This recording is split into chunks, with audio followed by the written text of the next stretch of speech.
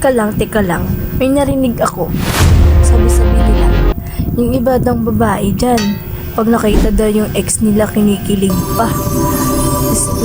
Tapos yung iba ding lalaki, pag nakita yung ex, kinikilig din. Pero may iba ako Ako kasi hindi. Kayang-kaya kong tignan sa mata yung ex ko na para bang wala kaming pas. Kayang-kaya ko yun. Wala kaming pas. Kayang-kaya ko yun. Hindi yun puro salita lang. Hindi yun tulak ng bibig ka. Hindi ko nga ba? Basta, yun yung ugali ko. Tapos sasabihin nila sa akin, naghahabol pa ako sa mga ex ko. Oh, hindi don't me. No.